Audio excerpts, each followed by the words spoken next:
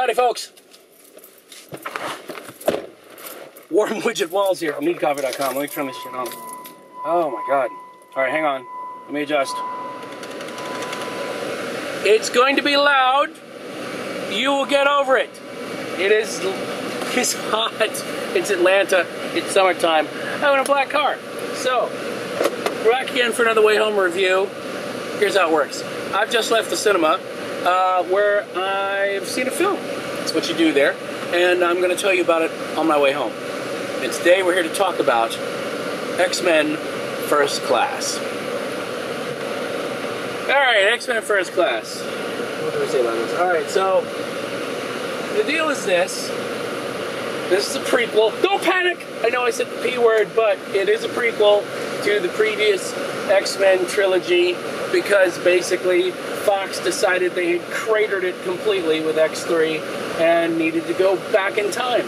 If you think about it, it's kind of like a geek version of that, what's that show coming up, Terra Nova, where they have to go back in time to the time of the dinosaurs because we've screwed up the planet so much? Yeah, it's kind of like that in geek form. So they had to go back to the 60s when the X-Men supposedly were formed and show the secret origin, I guess, of the X-Men and Professor X and Magneto. Now, I mean, that's half the synopsis. The synopsis is, it's their secret origin about how they came together, how the Professor X's Academy had its first class, hence the title, and how they faced off against their first villain and, you know, went from there. And history was made and all that stuff. So, here's the deal. Part of the problem that I know a lot of people have with the film is that they, like me, are comic fans. And probably fans of the X-Men before it turned into the soap opera mess that it is today. Okay? Where there's 1,500 mutants, or whatever it is. Even after they've gotten rid of all the mutants, there just happen to be 1,500 mutants, or whichever ones that we need for, you know, the plot. Anyway, regardless, we're not talking about comics, we're talking about movies, sort of. So, everybody knows who's read the X-Men that when it comes to setting up the X-Men, Fox completely screwed it up as far as it relates to the comics, because Cyclops was not supposed to be, was supposed to be in the first class, Jean Grey was supposed to be in the first class, you're supposed to have Iceman in the first class, not as a kid, when Cyclops is a grown-up, on and on, the list goes on and on and on and on, and people who aren't in comics just don't give a damn. So, they basically, when they put together the X-Men movie, the first one, they just cherry-picked from a standpoint of, I would think, half popularity and half what can we do for the story. They picked these characters, and that's how they chose. And as a result, they completely diverged from what we know, X-Men comic-wise, history-wise, whatever-wise, and went off on their own thing. Okay, you know what? Fine. So the problem is this. When it comes to the X-Men movies, if you're a comic purist, you're not going to enjoy yourself at all. Okay?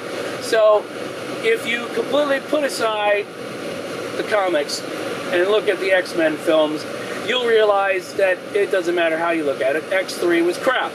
So, imagine if you are Matthew Vaughn and Jane Goldman, and I don't know the other two writers that were involved. Matthew Vaughn directed it, Jane Goldman and Matthew Vaughn co-wrote it. I think there's some writing thing.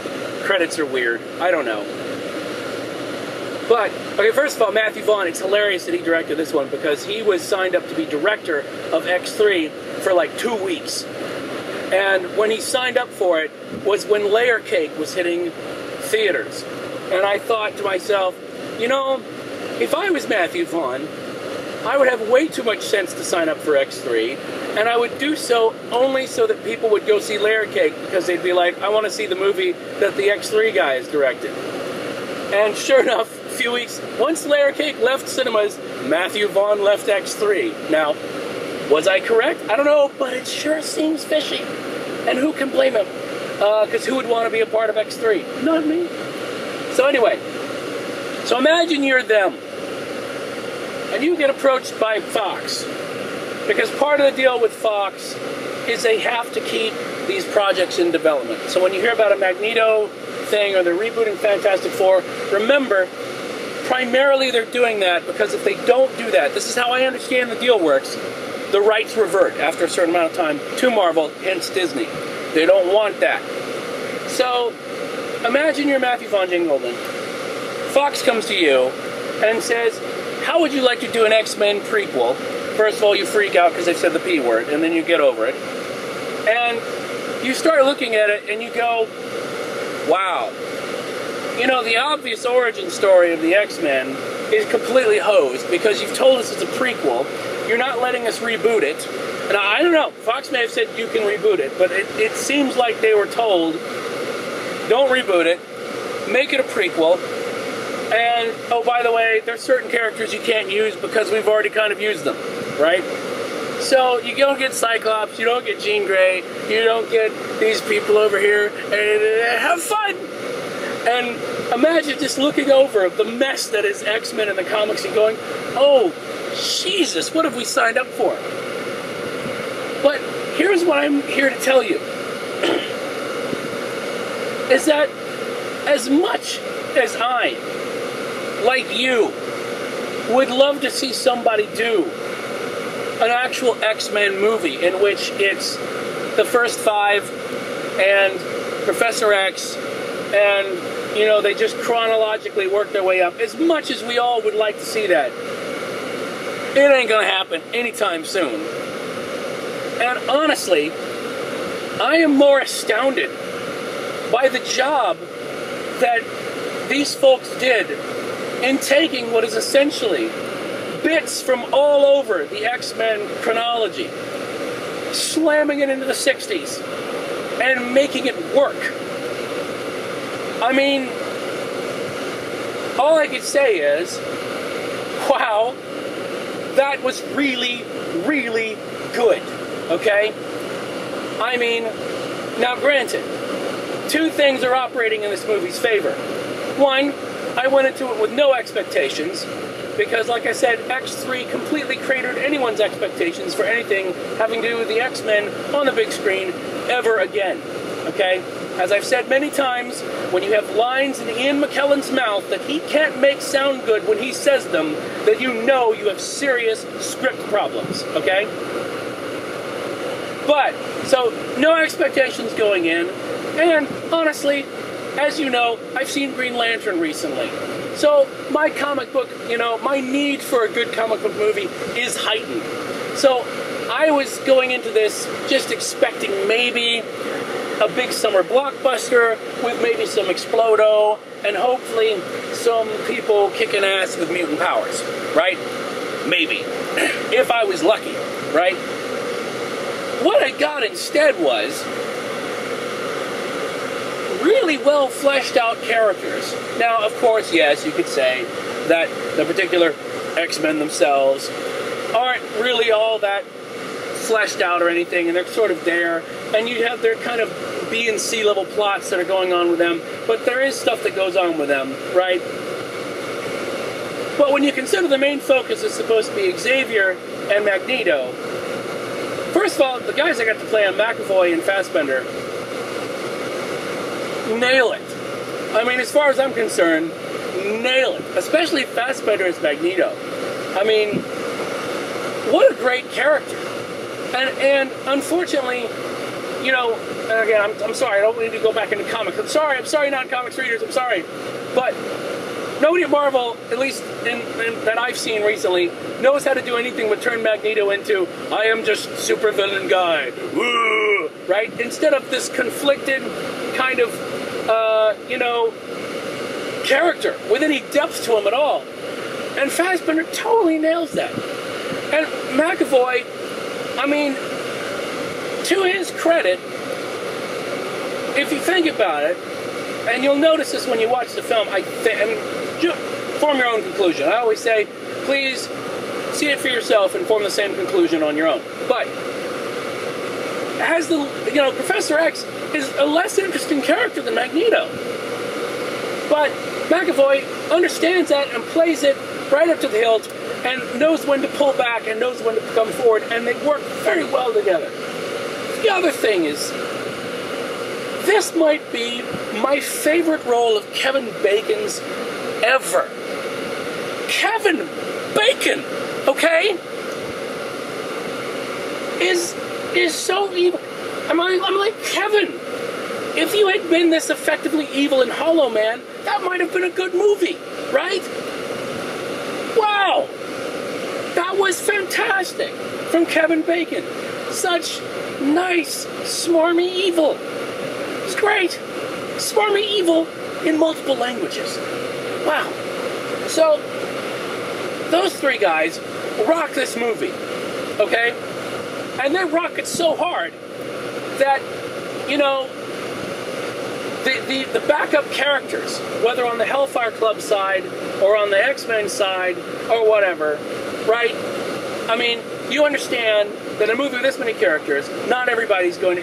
You can't... Otherwise, it becomes Batman and Robin, right? With less nipples.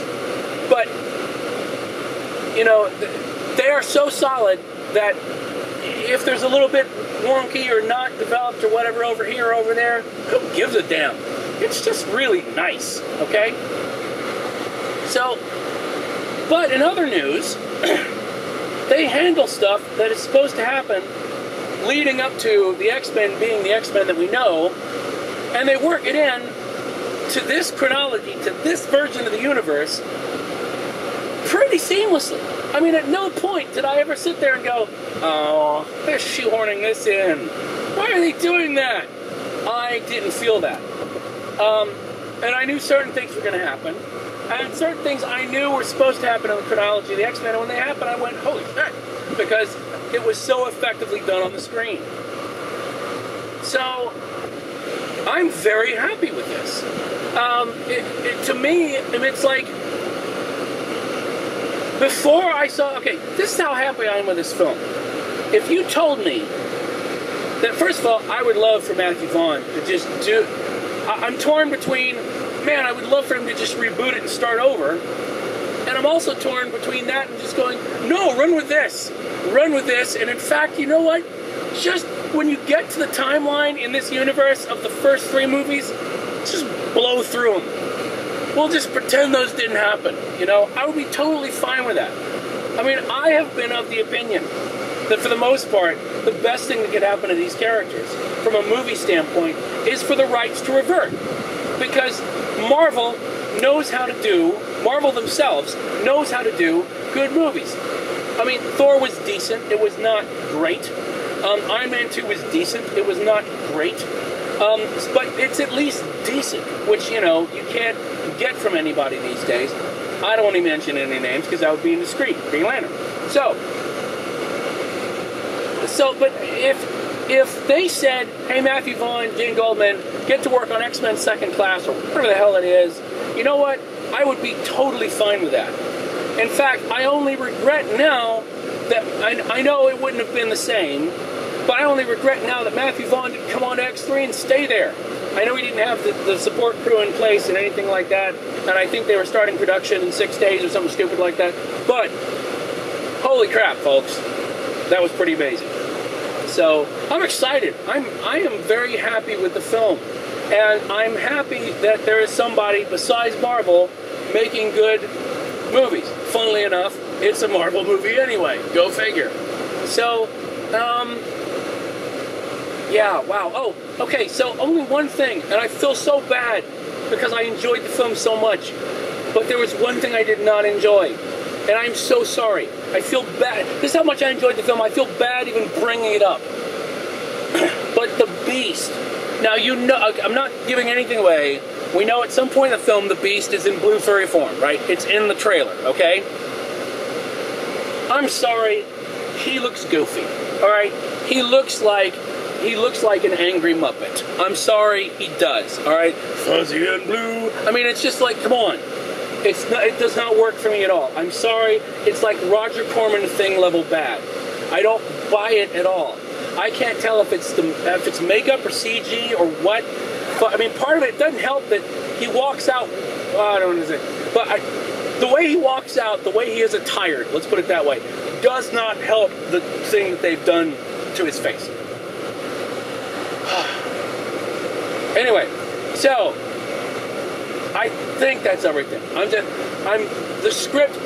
This just shows that the script is everything. I mean, you could have had these same characters, you could have the same actors, and you could have had the people who wrote X3 do it, and it would have been shite, okay? But you put a good solid script in the right hands, it's glorious. So, I'm so happy right now. Anyway, I'm going with an extremely solid 4 out of 5 cups, okay? It is, is it the best comic book movie I've ever seen? No, but then again, the problem with that is that, if you think best comic book movie, you're instantly going to think Dark Knight, if you have any sense. And the problem with Dark Knight is, this was a big costume, big, blow up things, move things around thing, kind of comic book movie, right? Whereas Dark Knight was just an epic crime drama that happened to have a couple of lunatics in costume. So it's not really a fair comparison, but let's just say that it ranks up there. I'm so pleasantly surprised, and I'm so happy with this film. I just want to go see it again. So I'm 4 out of 5 films. I'm sorry, my producer said, what?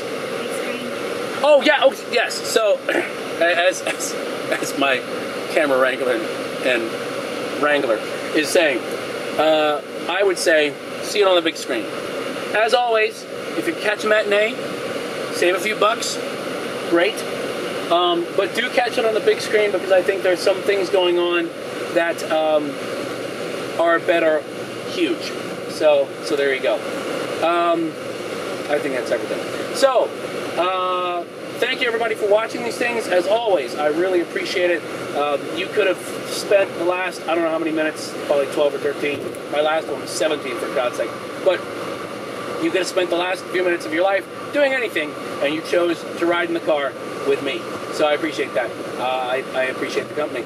So, as always, if you enjoy these things, if you can, take 2 seconds, stumble it, Facebook it, like it. We've got on Facebook, not just like it, sit there and go, I really like it. I mean, like actually actively Facebook like it. Terminology is confusing. You kids! Google +1 it, whatever the hell it is that you do, please do it, because that helps us out more than you know. And as always, if you're going to buy X-Men stuff or anything else stuff, if you do that through Amazon on the front page, go to the Amazon search bar. If you're going to buy it from Amazon anyway, buy it through us, we get kickbacks. It helps pay for stuff, the camera, the air conditioning, the movie tickets, everything happens because of readers like you. Now I'm going to sell you a tote bag. No, I'm not. All right, we'll see you next time. Bye.